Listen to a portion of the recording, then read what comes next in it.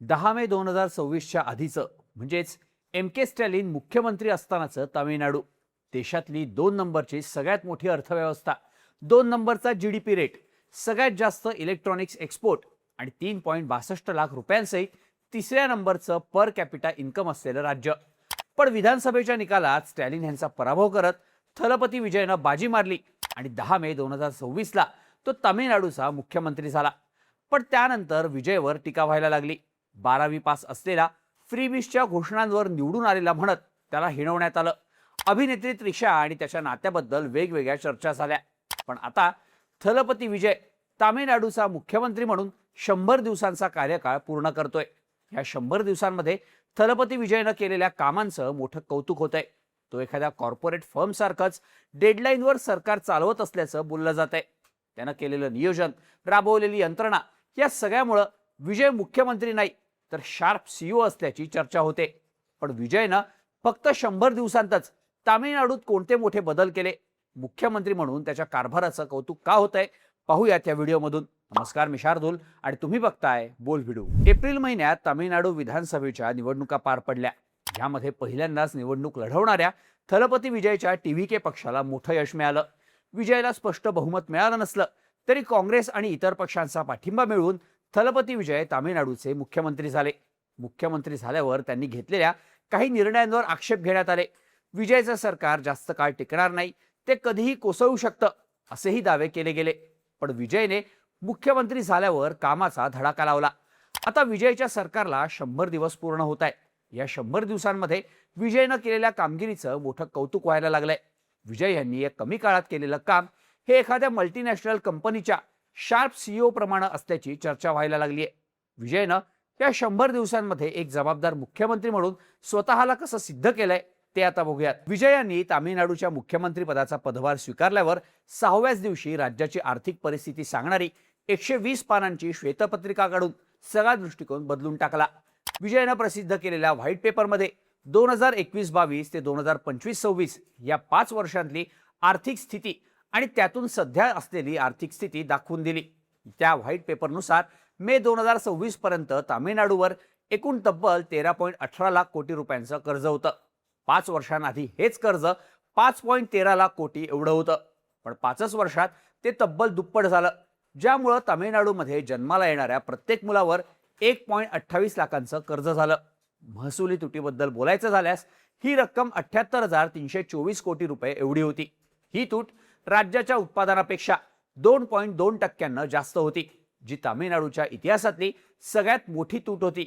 विशेष म्हणजे राज्यावर एवढं कर्ज होतं की ते फेडण्यासाठी एकूण उत्पन्नाचा 23% हिस्सा कर्जाचं व्याज फेडण्यातच जात होता, अशी माहिती श्वेतपत्रिकेतून सांगण्यात आली. आता हीच गंभीर परिस्थिती सुधारण्यासाठी विजयनं एक प्लॅनिंग केलं. जाहीर केलेल्या व्हाईट पेपरमध्ये समोर आलं होतं की commercial tax, stamps and registration duty, excise duty आणि मायनिंग ड्युटीमध्ये मोठी तूट होती. त्यातल्या त्यात तामिळनाडूमध्ये दारू विक्री करणारी सरकारी संस्था टास्मॅक कडून तत्कालीन सत्ताधारी पक्ष DMKनं दरवर्षी 102 कोटी या हिशोबानं तब्बल 1600 कोटी रुपये पार्टी फंडाच्या नावाखाली घेतल्याचं समोर आलं होतं. हा एक मोठा टॅक्स लिकेज होता, ज्यावर विजयनं कठोर पावलं उचलत दारूच्या बाटलीवर असलेल्या MRP पेक्षा जास्त पैसे घेणं बंद करून बाटली डिपॉझिटच्या नावाखाली वर्षाला होत असलेला 3,600 कोटींचा भ्रष्टाचार एका झटक्यात थांबवला. यासोबतच दर महिन्याला पार्टी फंडच्या नावाखाली जाणारे 102 कोटी रुपये थांबवले. तामिळनाडूच्या इलेक्ट्रिसिटी बोर्डमध्ये कोळसा आणि ट्रान्सफॉर्मर खरेदीत सुरू असलेला गैरव्यवहार थांबवला. विजय सरकारच्या मते या निर्बंधांमुळे शासनाचे प्रत्येक वर्षाला 10,000 कोटी रुपये वाचू शकतात. आता विजयनं हे सगळं समोर आणून राज्यावरचं आर्थिक संकट दाखवून दिलंच, ते सुधारण्यासाठी काही निर्णय सुद्धा घेतले. पण ते कायमचं दूर करण्यासाठी ठोस उपाययोजना सुद्धा राबवल्या. विजयनं प्रसिद्ध अर्थतज्ञ आणि नियोजन आयोगाचे माजी उपाध्यक्ष डॉक्टर मॉन्टेकसिंग अहलुवालिया यांच्या अध्यक्षतेखाली 6 सदस्यांची महसूल वृद्धी समिती स्थापन केली. ही समिती टॅक्स लिकेज कुठून आणि कसं होतं, बोजा वाढवणाऱ्या कर सवलतींमध्ये कुठे काय त्रुटी आहेत, दारू विक्रीतून येणारा टॅक्स कुठं जातो, हे सगळं शोधून ही गळती थांबवण्यासाठी उपाययोजना करणार आहे. सोबतच महसूल कसा वाढेल याच्याबद्दल सुद्धा मार्गदर्शन करणार आहे. 31 जुलैला या कमिटीची पहिली बैठक झाली असून येत्या 3 महिन्यांतच ती अधिकृत अहवाल सादर करेल. याच अहवालाच्या मदतीनं विजय एकाच वर्षात 20,000 कोटींचा टॅक्स वसूल करणार असल्याचं सांगितलं जात आहे. आता विजयनं 5 ऑगस्टला त्याच्या सरकारचं पहिलं बजेट सादर केलं होतं.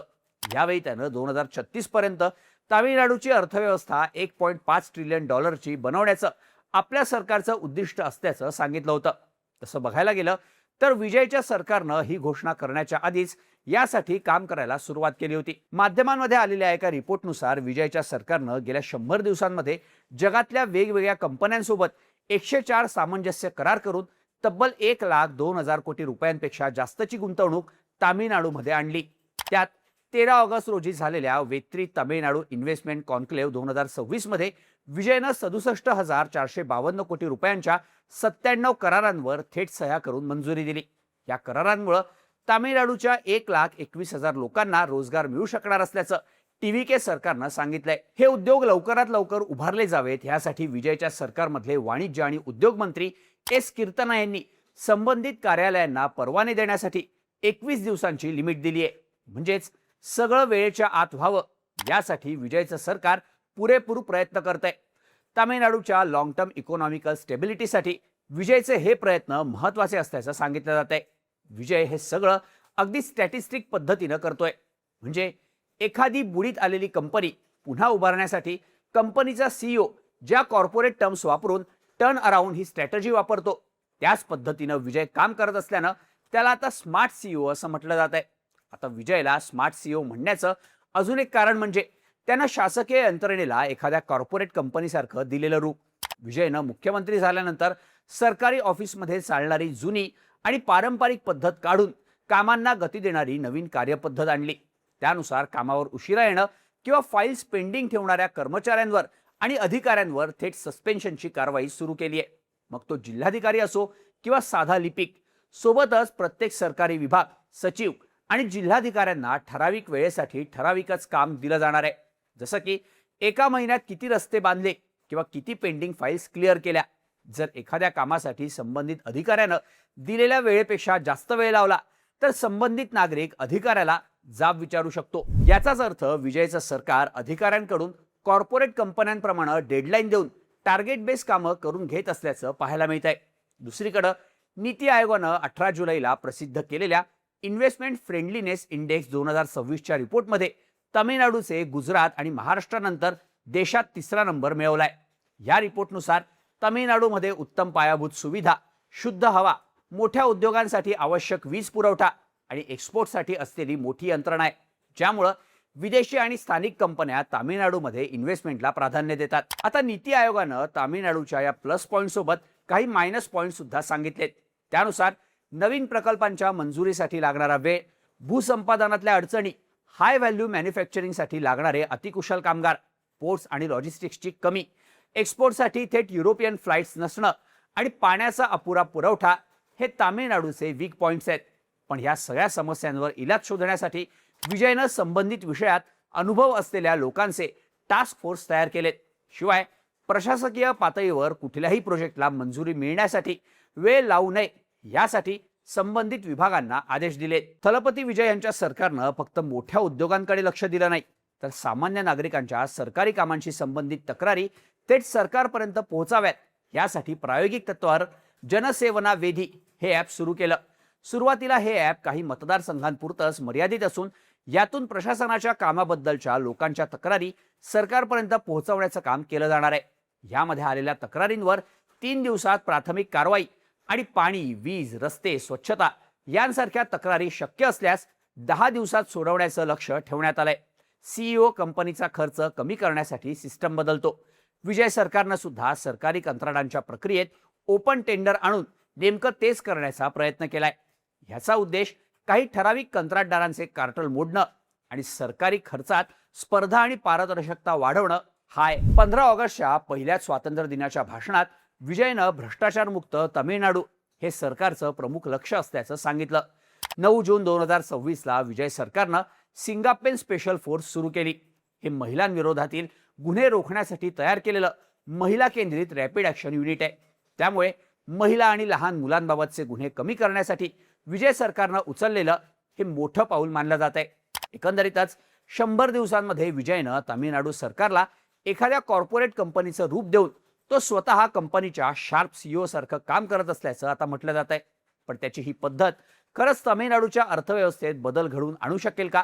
प्रत्येक कामासाठी तयार केलेल्या समित्या आणि टास्क फोर्स वास्तवात काम करतील की हे सगळं फक्त कागदावरच राहील, हे पाहणं येत्या काळात महत्त्वाचं असणार आहे. दरम्यान तुम्हाला विजयच्या या वर्किंग स्टाईल बद्दल आणि त्याच्या सरकारच्या 100 दिवसांच्या कामगिरीबद्दल काय वाटतं? ह्याबद्दलच्या तुमच्या प्रतिक्रिया कमेंट करून नक्की सांगा आणि अशाच माहितीपूर्ण व्हिडिओसाठी बोल भिडूच्या YouTube चॅनलला सबस्क्राईब करायला विसरू नका.